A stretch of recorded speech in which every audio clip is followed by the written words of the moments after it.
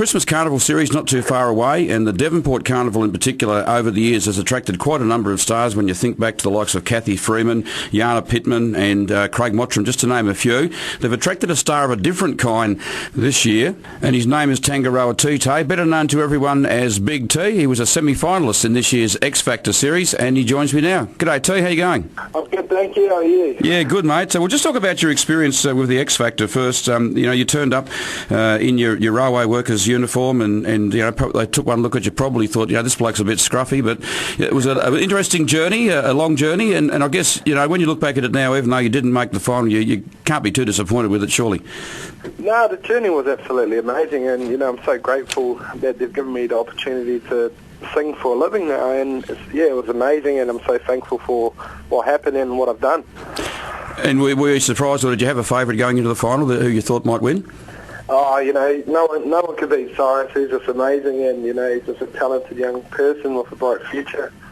As yourself are too, don't worry about that, mate. Now, I guess since the X Factor's finished, there's been a few offers, as you say. You've been able to make a bit of a living now as a professional singer, and there would be a lot of offers coming through. Some you would take, some you wouldn't. What's made you decide to come to Tassie just before or just after Christmas? On my journey on X Factor, I noticed that there was a lot of people supporting me from Tasmania, and what other way than come give back to the people and, put on a show for them, and not only that, but meet everybody in Tasmania. It's such a long way from Perth, and I've never been in Tassie, and I'm just looking forward to coming and, spending a couple of days there. Now, you're from Karratha, I think, in Western Australia, so it's an awful long way to Tassie. You probably haven't heard too much about the Christmas Carnival series here, have you? Well, no, I haven't, but I've searched it up, and it looks like an amazing event, and I'm so happy that I could be a part of it this year. Have you had any interest or any passing interest in athletics or cycling or wood chopping over the years? I think you make a pretty good wood chopper. Not so sure about a cyclist or a runner, though. Well, I used to be a 100-metre sprint champion in New Zealand. No, you're not saying that, are you? Come off it.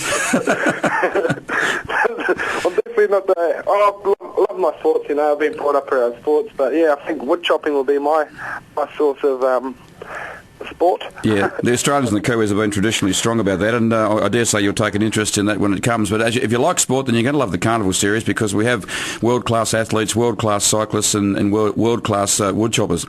Oh, awesome. Yeah, it will be indeed. Now, you're going to be doing a little bit while you're here. You're going to be having a couple of sessions where people can come up and talk to you and meet you and have selfies and all that sort of stuff, and you're actually going to be doing a little bit of performing as well while you're here.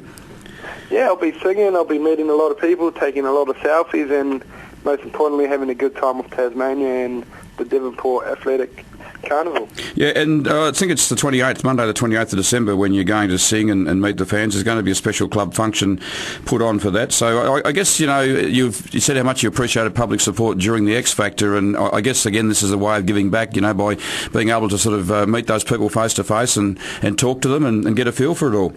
Yeah, exactly. Without the support around Australia, like my journey on the X Factor wouldn't have been possible, and what a better way to give back off the camera and, to enjoy and appreciate all my support. You started singing when you were 13, and you got involved with a group promoting prevention of suicide and family violence, and I guess it would be quite pleasing to you to see that the federal government have announced they're going to put a fair bit of money into domestic violence, and I know here in Tassie the state government have as well, and it's long overdue, isn't it?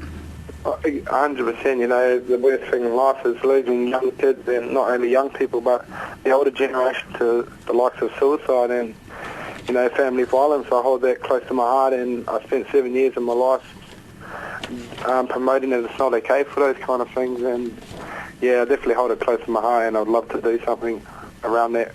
I'm sure that the agencies involved in that would love to have you on board, mate. Now, how this came about too, the idea of getting you to this event, was that the daughter of one of the club secretaries, Jared Innes, his daughter's Rose, she's a huge fan. So have you caught up with Rosie at all online or through Facebook or anything? I haven't caught up with Rosie yet, but I'm definitely looking forward to catching up with her when I come to Tasmania. Yeah, well, I think everyone else here should thank her for being such a huge fan. She made the suggestion to her father. It's happening now. You're going to be here in a couple of weeks' time. Mate, I look forward to catching up with you then. I hope it's a fantastic experience for you, and everything you thought about the carnivals lives up to expectations. Thanks for your time this afternoon. Thank you very much, mate, and see you soon, Tasmania. I'm looking forward to it.